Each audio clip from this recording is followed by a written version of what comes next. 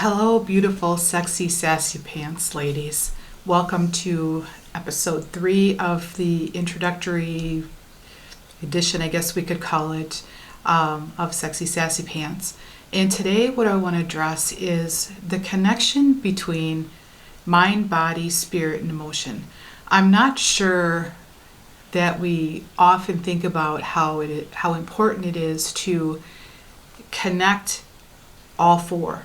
So, for instance, if we are only thinking with our mind, but we don't have the emotions connected, or vice versa, or we're just very direct about everything and we don't have that balance of any kind of spiritual nature, and I'm not talking religion here, I'm talking about where you land spiritually. And that's kind of a big topic for people anyway, because there's so many different ways and directions you can go with that. If we're not running on all cylinders, so to speak, we're not going to be able to be grounded and be fulfilled in every way that we possibly can. It's kind of like having a vehicle and it doesn't have the tires, or maybe it has the tires but it doesn't have seats in it, or it has that but it doesn't have a motor or an engine in it. That vehicle's not going to run very well. Or it has all of that but you don't put any gas in the vehicle, or you put the wrong kind of fuel in the vehicle. So any of those things is going to maybe make it work a little bit somehow, but it's not going to be 100%. My goal when working with you and with this community is to get you at as much 100% as you want to be. And so I want to talk a little bit about the connection and talk about breaking down those four parts of ourself. So our mind. A lot of us are way overconsumed with our mind. For a lot of us, that's where we spend most of our time, is overthinking, thinking, too much about tasking.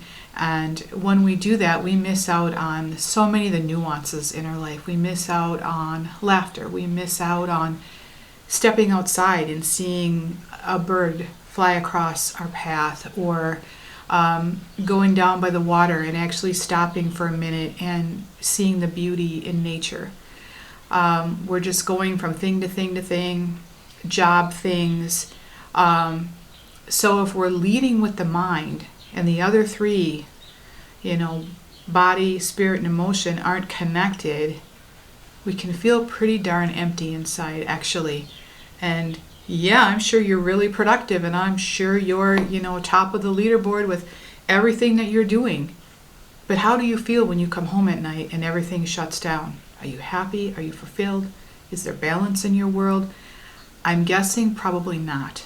I lived that way for a long time, I would say, when I was raising my kids. But thankfully, my kids gave me some balance, just because we have to tend to them and because they were funny.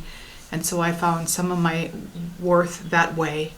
But I want you to pay attention to where you're landing with your mind. How much of your day is dictated by task after task after task, thought after thought after thought? How often do you even know what you're feeling? So I want you to think about that. The next thing is our bodies. So often, too often, it kind of brings a little bit of tears to my eyes when I think about how disconnected most of us are to our body. I lived that myself, so much so that I ended up doing almost nothing for a year. Actually, it was about 10 years ago. And I was going to college full-time for 7 years. I was working 2 or 3 part-time jobs off and on. I was also doing a double apprenticeship in some spiritual work I was doing. And I was going and going and going and going. And I hit the end of that where I was getting ready to graduate. And my body finally said, I can't anymore. Like, literally could not. My thyroid just blew out a bunch of chemicals. My blood sugars were not okay. My blood pressure was off the roof. My cholesterol was not good. I literally could not get out of bed. And I had drained every part of everything in my body because I wasn't listening. And when I had the aches and pains, when I look back on that, when I saw how exhausted I was, When I would be doing homework, I literally kept my books. This is back in the day when we had books. I don't even know if kids have books anymore. It's all online. I kept them on my bed. I actually slept with the books and my notebooks on my bed. So if I woke up in the middle of the night, I could grab a book and do some studying. Not cool. So when my body was hurting, when I needed food, when I needed healthy food, when I needed to rest, when I needed to move, I was not listening. And finally, I got a big kick in my ass and my body said, now you're going to listen, because if you don't, you're going to die. And I ended up spending a couple years not doing a whole lot. I graduated from college. I got this degree. I had turned 50 then. Couldn't do anything. Ended up moving out to the country. I needed to get out of the city to have nature around me. It was a huge wake-up call. I spent my 50th birthday just trying to get through the day. I was very grateful for the day, but it took everything I could to stay awake. And we had just moved to the country about a month before that, and I literally remember laying on the floor in our home as we were moving at like 2 o'clock in the morning, getting the final touches done. I could not get up off the floor. And, my then husband was trying to get all of this done, and I had nothing. We don't want to do that. I want you to think about listening to your body. Your body has something to tell you. And without your body, you couldn't do everything that you do with everything else around you. We have to be connected. So I want you to think about connecting your mind with your body and listen to it. And if it needs something, take some time and give it what it needs. So the next part I'm going to talk about is our spiritual sense of self. Now, I know this can be a really big old topic and can start a whole bunch of stuff. I'm not meaning it to do that. Spirituality, it means whatever it means for you. Period. You're the only one that can define that at the end of the day. For some people, it's about more Christianity or religion or Judaism or Hinduism or whatever, and I'm probably not saying these words right, and I apologize for that. For some people, it's being in nature. For some people, it's simply understanding that there's something greater than them out there. For some people, it's being in nature. Some people say, I don't believe in any of it, Dee, and I feel like when I leave this body, I'm going to die and that's the end of it. Okay. I'm not here to judge or say what's right or wrong for anyone. But I want you to think about, what does spirituality mean to you? And are you using it in a way that feels good for you? Are you curious? I'm sure I'm going to write some booklets on that, and I'm going to talk about that, because for me it's really important. I came from a very, very traumatic childhood, and I know that I had to be spiritual even as a child, and for me then it meant intuition to survive. And because of that intuition, I feel like I was able to understand even as a child that there's got to be more out there that keeps us going. Some people would argue, well, why all these bad things happen on the planet? If there's a God, why do these things happen? All of that. I don't want to get into any of that, because it's just so much. But for me, I guess to answer that, now that I opened it up, I feel like we have free will on this planet, and we as human beings choose what we do to each other, and it is not okay. But it's not because God is not listening or whatever. So I don't want to get too much into that.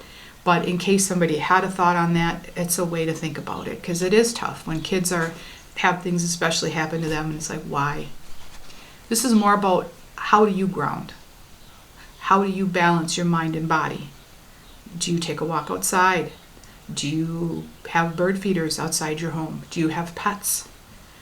Do you have trees outside? Do you plant flowers? Do you have a belief in a higher power? Do you like to do meditation? Are you curious about our chakra systems or different things and what our energy bodies can do? Do you believe in angels, fairies, guides, power animals, any of that kind of stuff? If not, are you curious about learning about that stuff? Are you feeling like you're just going through your world, doing the best you can in this body, and when you're done, you're done? And if so, how do you find your peace with that? So I'm saying there's 1,000 different ways to understand what spiritualness, I'm going to put and or nature, means to you. And if there's something about that for you, want to make sure you're incorporating that in. So even those that would say, I don't believe in any kind of a higher power, do you love your animals? Do you have animals? I mean, just notice that's all some kind of a spiritual connection, I guess if we want to call it that, or some kind of a connection with something other than self.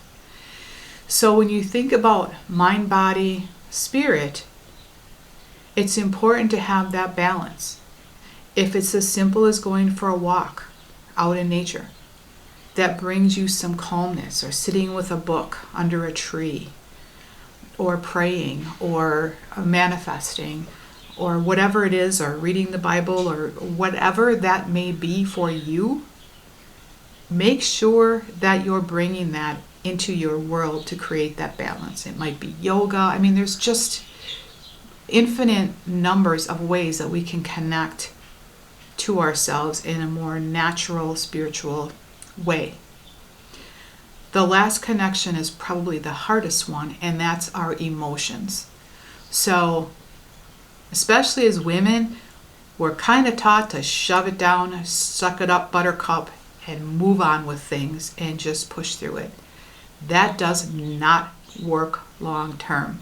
So, it's funny when we look at children and we watch them all playing and they're laughing and they're having such a good time. And even as teenagers, there's a little bit less of that, but they still can get into trouble and find humor and things. And then the older we tend to get, the less we tend to plug into our emotions.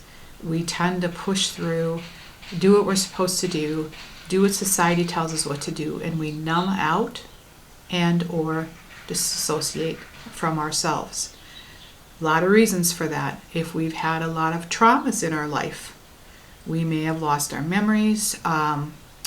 Traumas, different things that happen can create a belief system that might not be accurate. We might not trust people. The older we get maybe more hurts. We might have had some bad relationships. As we get life experience, we have other things. We have more disappointments. We have maybe anxiety. Now we have maybe a family, or we have aging parents, or maybe we've retired and we don't know what to do after that. So we tend to shut down. I want to stress this. Our emotions and our feelings are just that. They are emotions and they are feelings. I learned that the strongest when I was going through menopause, because honest to God, and any of you that have been through this, or even maybe PMS, I would learn to say to myself, if I don't like the mood I'm in, give it an hour. And that was true. We are allowed to have feelings and emotions. And I often thought, I don't even know if this would actually be possible, but how cool would it be for 24 hours to record every emotion that we felt in a 24-hour period? I would imagine we would be absolutely blown away by the amount of emotions that are coming and going, just like our thoughts, all day long. So I want you to think on that for a minute. Here's where it gets interesting though. The emotion that's going to show up, if you're going to have them, is the one that you put the most focus on. So if you're focusing on guilt, or if you're focusing on worry, or if you're focusing on regret, or abandonment, or numbing out, or I'm too busy, or nobody cares, or I don't feel seen and heard, that's what you're going to feel. And if you don't like that, then you're going to shut it down. You could be wrapped up in happiness, joy, contentment, laughter. Oftentimes that happens if we fall in love, or if we have a child. We have these catalysts that kind of bring that on. It would be awful nice, wouldn't it, to have those for no reason at all other than we want to have them?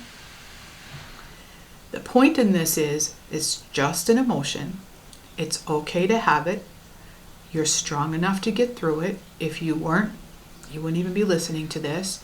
Women are stronger than they give themselves credit for. We all are. We are strong, strong, strong beings. Have a feeling, have an emotion. It's not going to break you. And even if your heart breaks for a while, that's okay too. We need to work through that. That's what gets us deeper. So I want you to think about not being so afraid of your emotions. Anger is a big one. Women and men actually are so terrified of their anger. They're afraid that they're going to say something they shouldn't, that they're going to lose control and not be able to come back, that they're not allowed to have anger. Yes, we are. And oftentimes it's not even current anger that comes up. It comes out sideways from something that happened a long time ago. Same thing with shame, abandonment, guilt, trauma. When we get triggered by things or things come up, 95% of the time it comes from something old that comes out sideways. That's where I'm hoping that there will be a lot of tools and different things I can help you to understand what the sideways things are so you can work through them, either through the booklets or finding a therapist that works or listening every single week and contemplating, so you're not getting pushed by that stuff anymore. So imagine connecting mind, body, spirit, and emotion most of the time. Think about how different you would feel if you were able to land in exactly who you are, your authentic self, 100% of the time. You're going to say no sometimes. You're going to have really good boundaries. You're going to disappoint people. You're going to feel disappointed. But at the end of the day, I guarantee you, after a while, people will know when you say something, you mean it. They'll trust that. They'll trust your honesty. You're going to trust your honesty.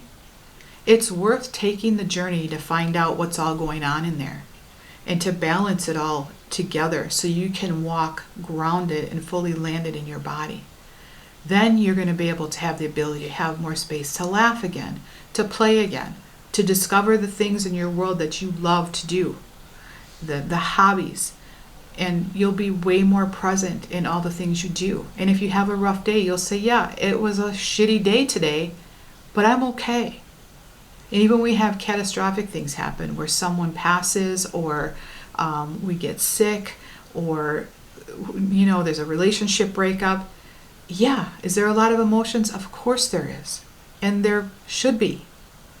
It doesn't mean, though, that you're not okay.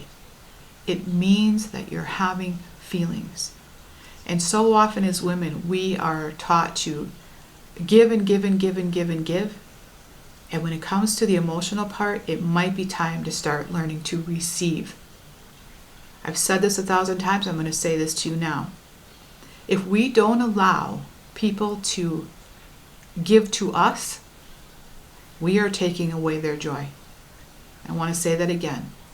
If we don't allow people to give to us, we are taking away their joy. We do so much for everyone else. Let people come to you and comfort you, talk to them. Allow yourself to be vulnerable and just start thinking about vulnerability a little bit. That's a word that people will go, ugh, I don't want to feel vulnerable. That's not a good thing. I think vulnerability actually is stronger than love and harder to attain. Why? Because when we open ourselves up to just allowing ourselves to feel vulnerable, we're just wide open. It just doesn't get much better than that. So I get that none of this is going to switch overnight. I understand that. But I want you to start thinking about some of these concepts and how you feel that you would show up if you were connected, mind, body, spirit, and emotion. And maybe write a comment down below. Let me know what you're thinking on this. And contemplate how strong you are and what you're already offering and what you can offer. And you're worth it. So this is what I'm going to leave you with today. I hope that you spend some time contemplating on this, and I hope you spend some time dreaming on what it is you want to be working on to hit that balance. And is it going to be 100%? No. Can it be amazing most of the time, though? Sure the hell can.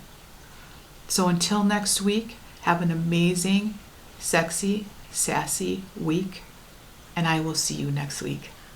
Take care.